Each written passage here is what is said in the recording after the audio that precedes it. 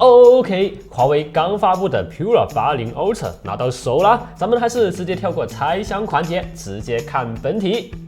我拿到的配色是黑色，官方称这种配色为流光黑。第一眼看过去啊，就很像那种亮黑色的玻璃啊。实际上它散发出来的质感啊，更接近于陶瓷那种润泽感。但你摸起来呢，它又不太像陶瓷啊。我猜它可能是类似于小米龙晶玻璃那种混合材料啊。整个后盖给人的观感，可以用一句很直白的话来形容啊，就是让人感觉这玩意还挺贵的啊。粘指纹也是真的，如果当做主力机的话，我会100%带一个壳，因为粘指纹太难受了。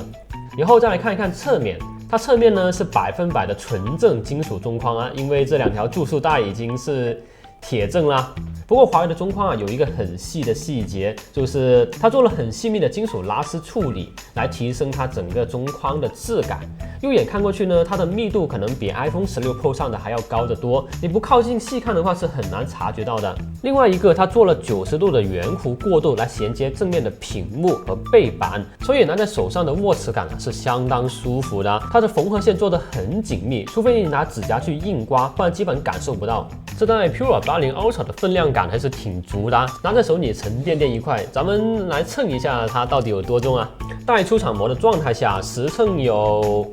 234.7克，非常符合 Ultra 机型该有的体重啊。咱们再来看一下这个 Deco 的整体设计，跟上一代 Pura 70 Ultra 是一模一样的，不过面积要比 Pura 70 Ultra 要大了整整一圈，几乎占满了整个上半部的机身，非常的夸张。而且我发现华为有一个习惯呢，那就是每当使用一个新的 Deco 设计，后面几代这个 Deco 的尺寸便会持续的膨胀，越来越大。参考 Mate 系列上的新款设计，从最初的 Mate 40到现在的 Mate 70，它中间那个新款啊，真的是越来越大。当咱们把手机横过来的时候，你有没有发现这个 Deco 的设计很像一个表情包啊？就是那个易拉罐张开嘴巴大声叫的表情包。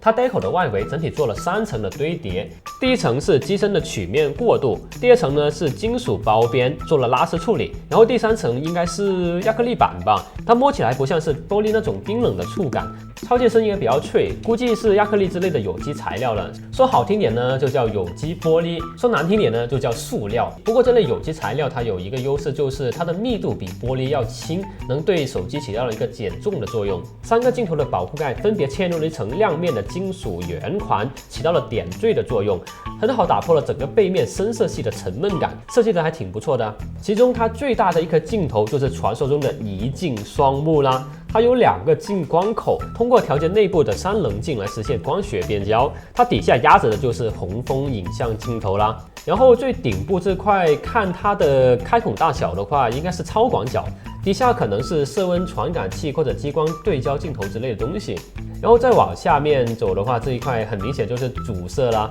在这么一个小小的区域里面，它放了5个镜头，有好几个都是超大底的长焦，只能说华为在工业设计方面真的是达到了登峰造极的水平啊。然后接下来我们来看一下它的正面，这代 Pura 80 Ultra 它依旧采用了一块等身4位曲屏，黑边控制的还不错，目测的话大概是1到2毫米左右。这点我要说一下，我们都知道 OPPO 跟苹果它做了一个叫做相机快起键的东西，但华为呢，它提供了一个更好用的思路，它把相机快起键的功能集中在了这个电源键里面，咱们双击就能启动相机，然后向下滑动就能调整焦段，稍微轻触一下 ，OK。